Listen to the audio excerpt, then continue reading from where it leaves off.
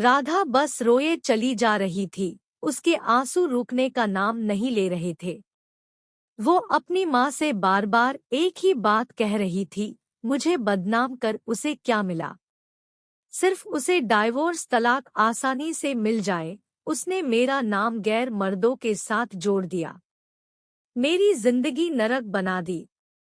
मेरे पति होते हुए खुद मुझ पर ये इल्जाम लगा रहे हैं।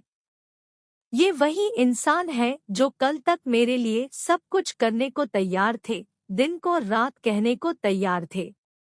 आज अपने अहंकार में मुझे नीचा दिखाने के लिए मुझे तलाक दे रहे हैं। मेरी गलती क्या, अपने और अपनी बेटी के लिए आवाज उठाना। अब लोग भी मुझे अजीब नजरों से देखते हैं, गंदी बातें करते हैं।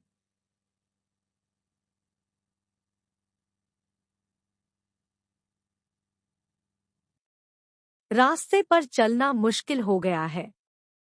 सहेलियों ने भी मुंह फेर लिया, बस कुछ ही मुझे समझती है और मेरे साथ है। माँ, आपका भाई बहन का साथ और बेटी का प्यार साथ मेरा हौसला बढ़ाता है।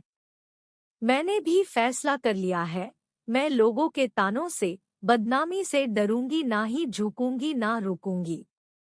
अपने आत्मसम्मान और हक के लिए बिना थके लड़ूंगी लोगों से, उस इंसान से जिसमें इंसानियत ही नहीं रही। और फिर शुरू हुए कोर्ट कचहरी के धक्के। पैसों की और समय दोनों की बर्बादी पर कोई दूसरा रास्ता नहीं दिख रहा था। सबसे बड़ा दुख झटका उस वक्त लगता था राधा को जब उसका पति कोर्ट में सामने खड़े होकर गलत गंदी बात बोलता था।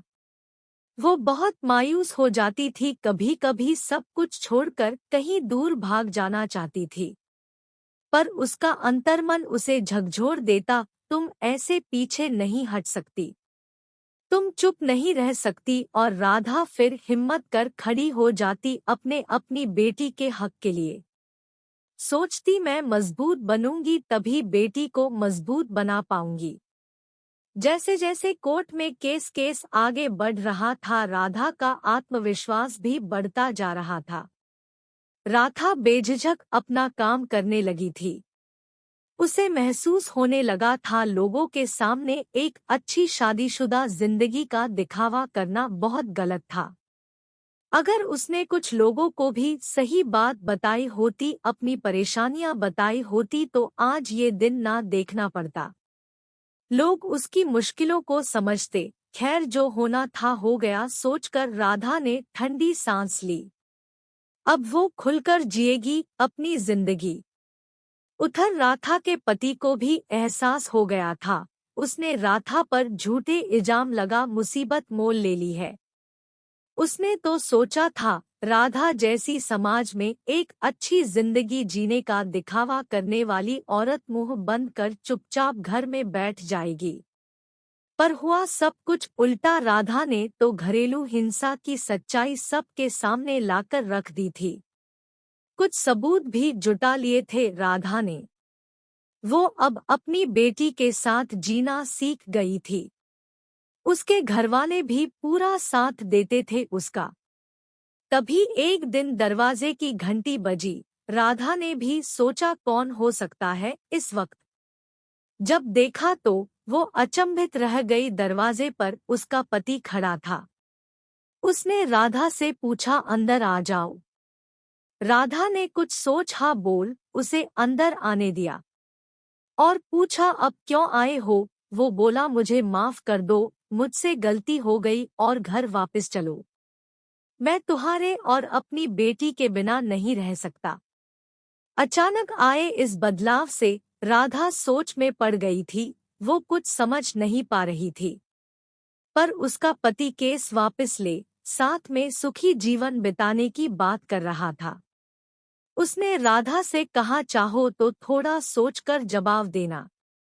पर राधा का जवाब तो तैयार था, उसने साथ जाने से मना कर दिया।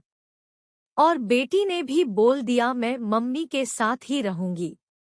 राधा का पति ये बोलकर तुम ठीक नहीं कर रही वहां से चला गया। पूरी रात वो सोचती रही, उसने गलत निर्णय तो नहीं लिया, क्या मुझे अपनी बेटी के अच्छे भविष्य के लिए साथ चले जाना था? बेटी को माँ पापा दोनों मिल जाते। शायद सच में उनकी सोच बदल गई हो। सोचते सोचते सुबह हो गई। सब घरवाले भी सोच में थे क्या किया जाए। इंसान बदल भी तो सकता है।